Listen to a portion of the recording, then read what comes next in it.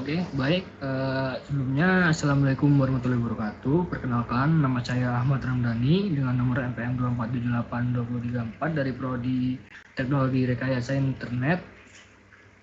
Oke, pada kesempatan kali ini saya ditugaskan oleh dosen saya untuk melakukan lab di NetaCAD ya, yaitu lab 4.2.3, yaitu desain prototype of AI application. Kita disuruh mendesain prototipe aplikasi AI ya. Untuk ada objektif, yaitu ada tiga, yaitu consider an IoT application with AI ML technology. Untuk part 1 itu kita mempertimbangkan aplikasi IoT dengan teknologi AI ya. Yang kedua, design components requirement for an IoT application with AI atau ML technology. Untuk part 2 ini kita itu disuruh merancang komponen yang diperlukan untuk membuat aplikasi IoT dengan menggunakan teknologi AI atau ML ini ya. Yang ketiga itu describe the process and operation for the IoT application with flowchart. Nah, intinya tuh untuk part yang ketiga kita menjelaskan proses dan operasi untuk aplikasi IoT dengan flowchart ya. Selanjutnya yaitu background and scenario, background with IoT device and IoT network getting popular. Teknologi for IoT device they also improving rapidly. Intinya dengan semakin populernya perangkat IoT dan jaringan IoT, teknologi untuk perangkat IoT itu juga berkembang pesat ya. Misalnya kayak AI atau artificial intelligence atau kecerdasan buatan, ML, machine learning. Oke, selanjutnya kita masuk ke introduksi ya. Yang pertama yaitu consider an IoT application with AI ML technology. Atau yang pertama itu pertimbangan aplikasi IoT dengan teknologi AI atau ML ini ya. This part you will list the function and filter smart home thermostat and control device. Intinya pada yang pertama itu apa sih fitur fungsi yang diinginkan dari alat dari smart home thermostat ya. List the distributor and as device. Intinya ini tuh disuruh membuat daftar fitur yang dan fungsi yang diinginkan untuk perangkat ya, untuk perangkat tersebut, yaitu untuk IoT application-nya ya. Misal di sini kita pengen misal bisa atur suhu. Ketika aja lah, bisa atur suhu otomatis, suhu ruangan otomatis. Oke. Nah, itu untuk contoh ya, salah satu contoh fiturnya ya, salah satu fitur atau bisa jadi salah satunya ya inilah ya, bisa atur suhu dengan ruangan otomatis. Terus selanjutnya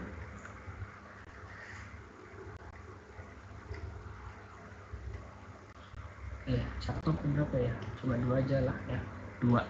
Kalau satu tuh kayak simpel benar, keduanya misal bisa diatur, bisa dikontrol jarak jauh. Nah, ini yang kedua nggak masuk, aslinya nggak masuk ke smart home ya. Nggak apalah. Oke, yang kedua yaitu list the factor that might influence the perception of temperature. Buat daftar faktor dapat mempengaruhi persepsi suhu. Kita membuat intinya tuh apa aja sih yang bisa mempengaruhi perasaan kita terhadap suhu ya. Misal biar bukan perasaan kita sih, perasaan sensor itu biar tahu ya untuk suhunya. Yang pertama itu pasti kelembapan, gimana misalnya kelembapan udara. Oke, untuk contoh salah satunya itu biar sensor itu tahu kalau temperaturnya itu misal kalau kelembapan lagi tinggi, berarti dia kelembapannya kurang di bawah misal 10 gitu. Terus selanjutnya apa ya, ada angin nggak itu ya, angin masuk nggak ya,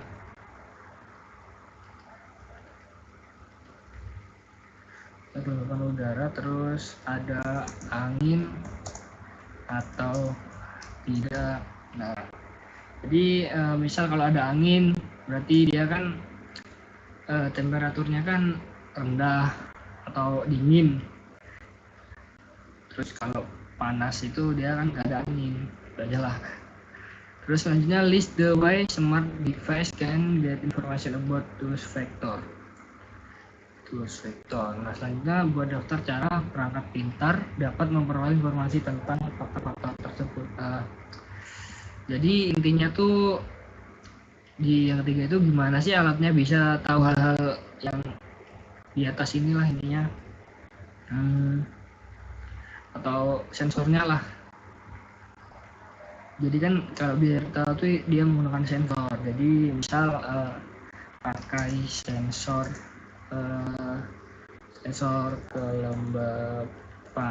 kelembapan. Oke, biar tahu tuh lembab atau enggak tempatnya, kan otomatis kalau dia lembab berarti dingin, kalau enggak dia panas.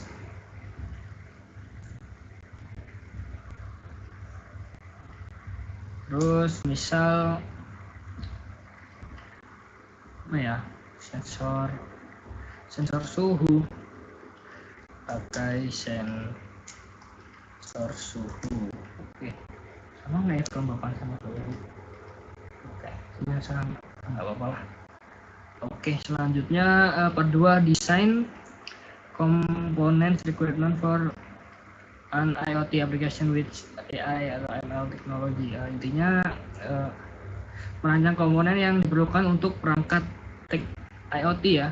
Yang pertama, di this part you will explore a design function of key components requirement, test, small stand, and controller. Intinya pada bagian 2 ini tuh kita tuh disuruh mengeksplorasi sama merancang fungsi komponen utama ya yang diperlukan untuk thermostat atau pengendali pintarnya. Yang pertama, what are the key components for smart thermostat atau controller?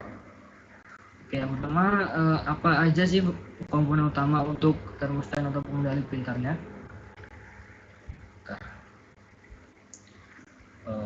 Jadi komponen utamanya tuh yang jelas sensor ya, komponennya sensor. Mau sensor apa, suhu atau kelembapan. Terus kedua itu apa ya, prosesor ya atau otaknya, prosesor. Gimana maksudnya ya, prosesor tuh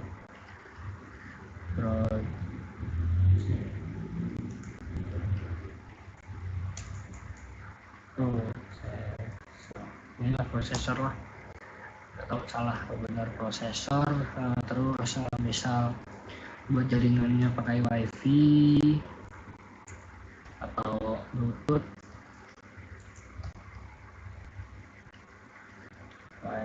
wireless ya, bluetooth.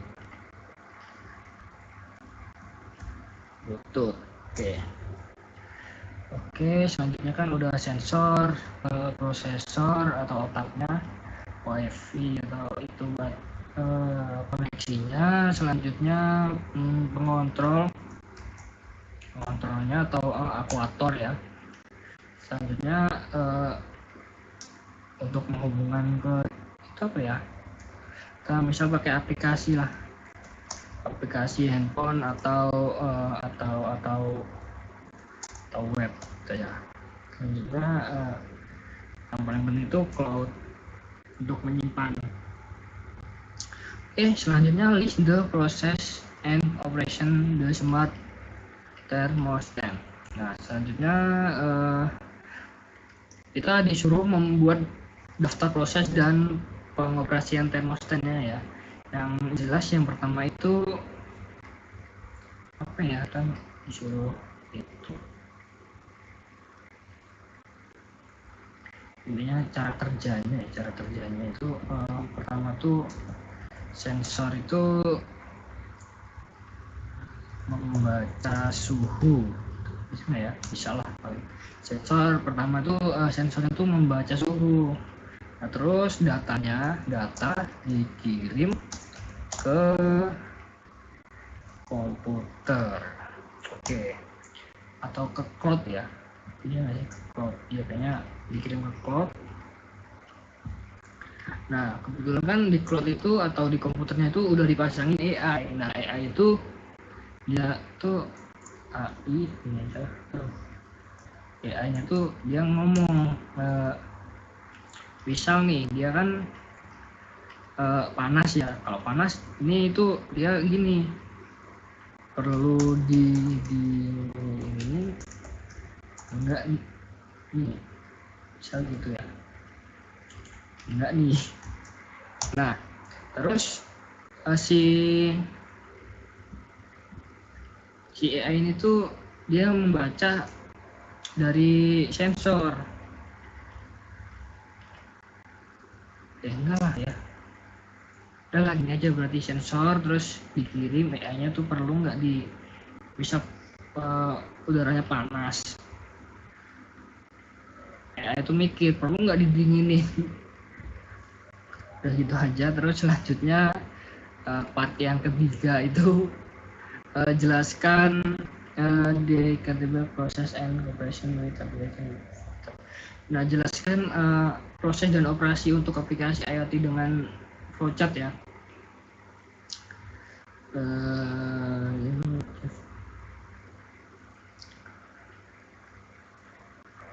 Using flowchart, kalau kita melakukan flowchart. Nah, kebetulan di sini saya sudah siapkan flowchartnya.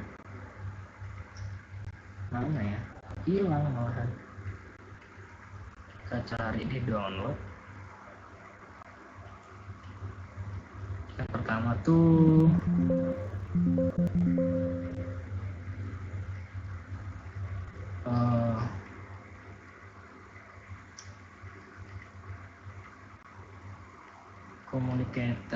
komunikasi.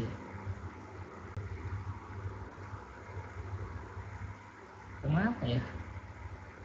Kan ya? Belum ada dibuka. Apa nih gambarnya ini? Waduh.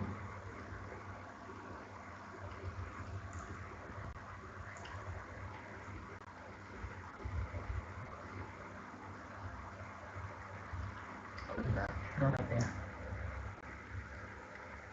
Oke. Jadi ini contohnya ya. Saya download dari GPT. Gimana sih alurnya? Alurnya jadi di sini. Nah, pertama tuh kita memulai. Terus sensor tuh membaca data, misal sensor suhu, kelembapan, atau gerak ya, ini ya, gerak. Data dikirim ke cloud AI. Selanjutnya AI ini tuh menganalisis data, misal suhunya panas nih, berarti AI itu harus ngapain?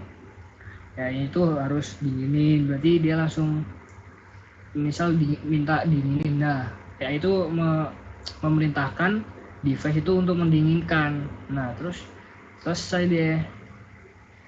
Selanjutnya ini nggak bisa diisi ya. Selanjutnya di flowchart ilustrasi generator operation dari smart. Hasilnya itu intinya menggunakan diagram itu flowchart untuk mengilustrasikan operasi ya. Kayaknya saya sudah ada juga yang satunya. Belum di sini. Oke. Nah, untuk cara kerja yang lebih umumnya tuh pertama memulai, terus sensor itu membaca lingkungannya, kayak tadi suhu, kelembapan, gerak. Selanjutnya apakah data itu berubah nggak? Nah, kalau iya, dia dikirim ke AI, kalau enggak tunggu waktu berikutnya. Nah, selanjutnya kalau iya ya, misal iya kirim ke AI, terus AI itu memutuskan, misal ya kayak tadi yang saya bilang, kalau ini tuh panas, dia AI itu gimana harus ngapain ya kan. Kalau panas, kalau logikanya tuh harus didinginin ya. Selanjutnya melakukan aksi, ulangi proses. Nah, itu dibalikin lagi ke sensor ini. Udahlah, gitu aja, muter gitu aja. Oke, selanjutnya reflection ya. Apa ya, with component profile. Nah, intinya untuk yang pertama, komponen apa sih yang komponen mana sih yang menyediakan kekuatan atau otaknya untuk pembelajaran dan kemudian menyesuaikannya ya. Intinya kalau menurut saya komponen yang paling utama itu AI ya. AI AI itu memerintah semuanya sih, yang mengendalikan semuanya.